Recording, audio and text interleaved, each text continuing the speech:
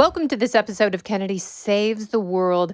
It is debate night. It is finally here, and I have a couple of predictions. Number one, I think this is the only debate we are going to get. If Kamala Harris is declared the winner of this debate by more than MSNBC and CNN, then she is not going to want to debate again, because that means she will have stumbled into some dumb luck. She will have done everything right, and she will go right back to insulating herself for the rest of the campaign. She is running against three people tonight, not just one. Donald Trump is running against Kamala Harris and the Biden-Harris record. Unfortunately for Kamala Harris, she's also running against Kamala Harris, and she's going to have to debate some of the statements that she made back when she ran for president in 2019 and 2020, when she had some very unpopular and very expensive policy proposals that include, as the ACLU has just unearthed from a questionnaire that she filled out in 2019, that she was all for a not quite as popular drug decriminalization program, and also in favor of taxpayer-funded gender transition surgery for detained immigrants. So that means people who come into the country illegally. 2019, Kamala Harris was like, yeah, of course, our taxpayers should pay for your gender reassignment, which I don't know if you've done a lot of research on that, but it can get very, very expensive. Should people be able to reassign their own gender with surgery when they're adults? Absolutely. Have at it. Should I pay for it? Pretty much never. No. But that was the position that she took.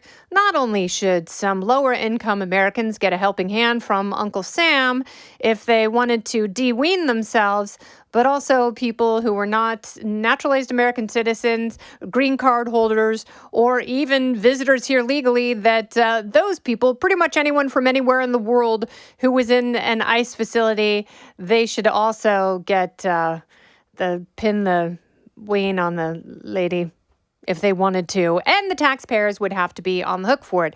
So she is going to have to run against some of the things that she has said in 2019 about defunding the police and defunding ICE and, getting rid of private prisons. There are some of these issues that I don't wholly disagree with, but I think she would have a hard time articulating why she took that position just a few years ago. And 4 short years later, she's running in the opposite direction. That means that she is politically doing a complete 180. So I hope the moderators press her on that. She says, my values haven't changed. That's what she told Dana Bash.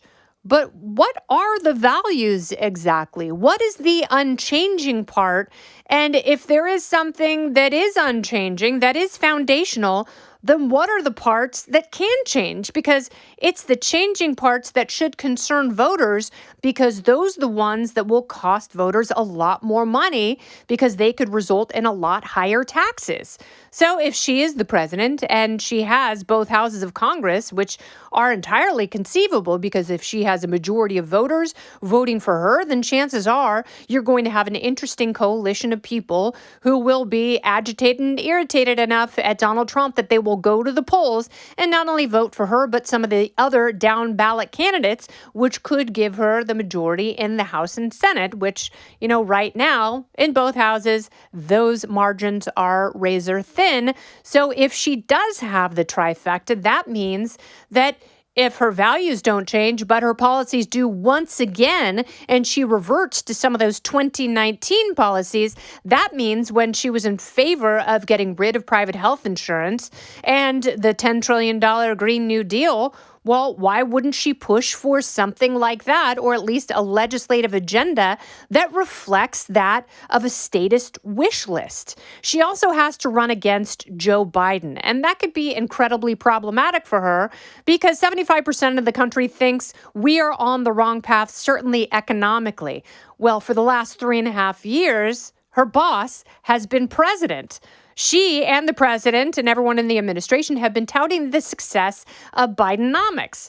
But if you've got 3/4 of the voting population saying Bidenomics isn't working for them, well, then you're going to have to do something else other than insulting voters, saying things are just great. You can't afford anything? Well, that's probably your fault. So she's running against Kamala, she's running against Joe Biden, and she's also running against Donald Trump.